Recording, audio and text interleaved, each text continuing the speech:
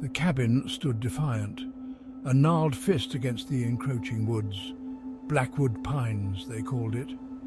Or maybe just Blackwood. Names mattered less the deeper you went. The pines themselves were sentinels, twisted, ancient, their needles carpeted the earth in perpetual twilight. Built by some long-forgotten soul, the cabin was a testament to isolation. Rough-hewn logs, chinked with mud and moss, a single window like a watchful eye. The door, hanging askew, creaked a mournful song on the wind. The air itself felt heavy here, thick with the musk of damp earth and pine needles, and something else, something ancient and unseen. Thomas had come seeking solace, or perhaps escape. The city held too many ghosts, too many whispers of what was and what could never be. Blackwood offered silence, a vast, indifferent expanse where a man could lose himself. He wasn't a hunter, not really, but the ritual of it, the quiet focus required, that appealed to him. Besides, something had to break the silence. He'd brought enough supplies to last a week, enough time, he hoped, to find whatever it was he was looking for. The fire crackled, sending flickering shadows across the rough log walls. He ate his meagre dinner, the silence a living presence. Outside, the wind sighed through the pines, a low, mournful sound. It was the only sound he'd heard all day, except for... There. It was faint, barely audible.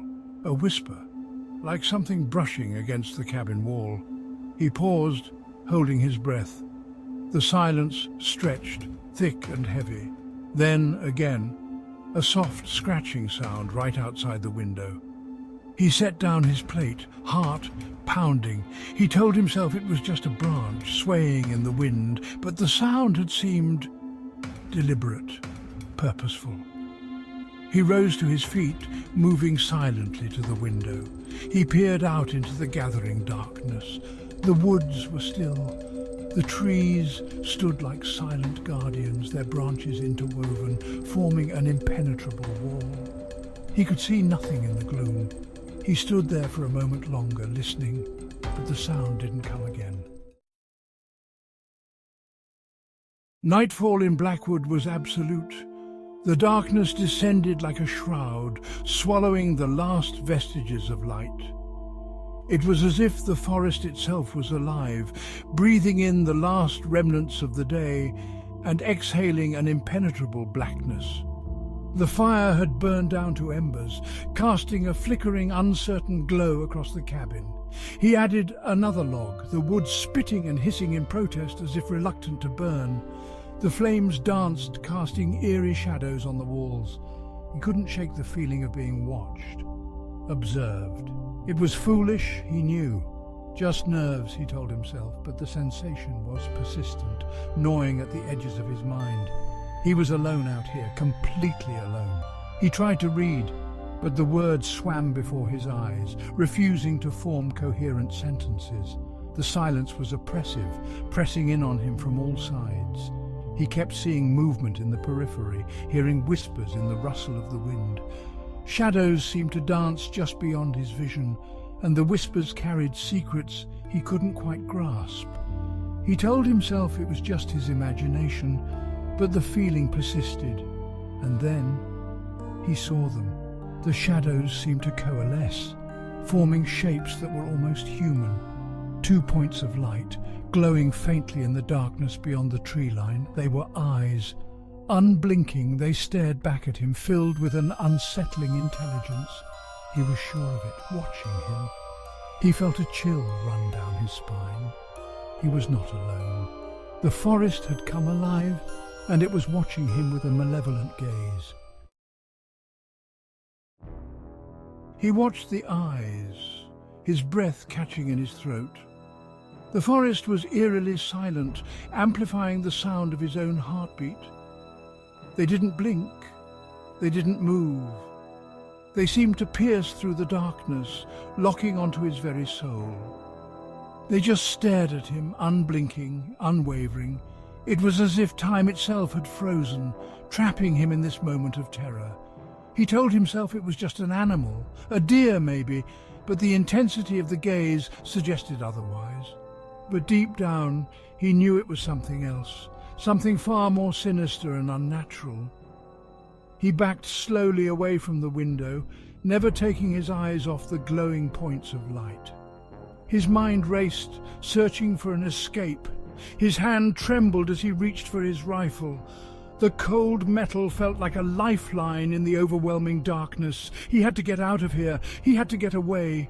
The urgency in his movements betrayed his rising panic. As he turned to run, he heard it, a low growl, guttural and inhuman, coming from right outside the cabin door. It sent chills down his spine. He fumbled with the latch, his fingers clumsy with fear.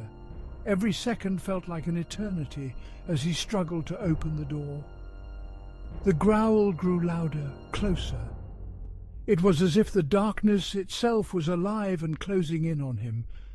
Something was out there, something hungry. He could feel its malevolent presence just beyond the door. He threw open the door and ran. The cold night air hit his face, but he didn't stop. He didn't know where he was going, only that he had to get away from the cabin. The trees seemed to close in around him as he ran, from the eyes, from the growl, from the terror that seemed to follow him with every step, from whatever was hunting him.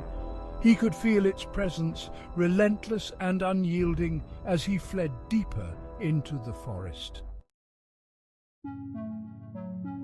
He ran until his lungs burned and his legs screamed for mercy, the darkness around him pressing in like a suffocating blanket. The trees whipped past him, their branches clawing at him like grasping hands, tearing at his clothes and skin. He could hear the growl behind him, closer now, urging him on with a primal fear that gripped his heart. He stumbled and fell, his ankle twisting beneath him, sending a jolt of pain through his body. Pain shot up his leg, but he couldn't stop. He knew stopping meant certain doom. He dragged himself to his feet and kept running, each step a battle against the agony in his ankle. He burst into a clearing, the trees thinning out around him, offering a brief respite from the oppressive forest. He skidded to a halt, his chest heaving, his breath visible in the cold night air. In the centre of the clearing stood a massive oak tree, its branches reaching up to the sky like skeletal arms, casting eerie shadows. And beneath the tree he saw it, a glimmer of hope in the darkness, a faint light flickering like a candle in the wind. He didn't hesitate, his heart pounding with renewed vigour. He ran towards it, hope surging through him, each step bringing him closer to salvation. As he drew closer, he saw that the light was coming from a lantern, hanging from a low branch, its glow piercing the darkness. And beneath the lantern, sitting cross-legged on the forest floor, was a figure shrouded in mystery and bathed in the lantern's eerie light. The figure was cloaked in shadow, its features obscured by the darkness. Thomas approached cautiously, his hand hovering near the hunting knife at his belt. He could feel the figure's gaze upon him, but he couldn't make out its eyes. "Who are you?" Thomas asked, his voice trembling. The figure didn't answer. It simply sat there, its presence radiating an ancient, unsettling power. "What do you want?" Thomas pressed, his hand tightening around the knife. The figure slowly extended a hand from beneath its cloak. In its palm lay a single, gleaming acorn, a silent offering, a bargain. The first rays of dawn pierced the canopy, casting long, eerie shadows across the forest floor. Thomas stood stiff and aching from where he had collapsed at the base of the oak. The clearing was empty, the lantern, the figure, the offering, all gone. He wasn't sure how long he had been there. He couldn't remember leaving the clearing, couldn't recall finding his way back to the cabin.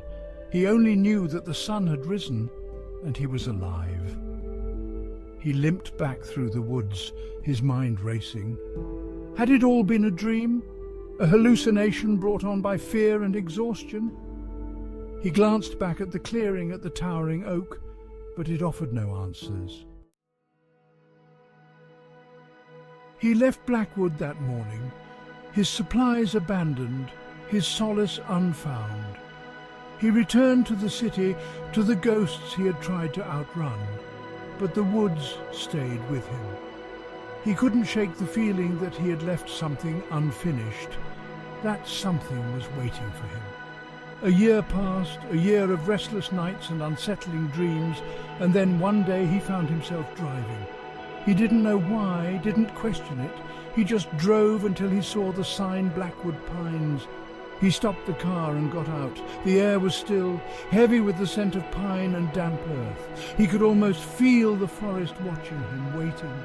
He took a step towards the trees, towards the path that led back to the cabin, towards the darkness. The cabin stood just as he remembered it, a dark silhouette against the encroaching woods. He walked towards it, his hand brushing against the rough bark of the trees. He reached the clearing, his heart pounding in his chest. The oak tree loomed before him, its branches swaying gently in the breeze. He looked down at his hand. In his palm he felt something hard and smooth, an acorn. He looked up at the cabin. The door stood slightly ajar, a faint light flickering inside. He took a step closer, and then another. He reached for the doorknob, his fingers closing around the cold metal. The forest held its breath. The veil between worlds had thinned, and Thomas was about to cross it.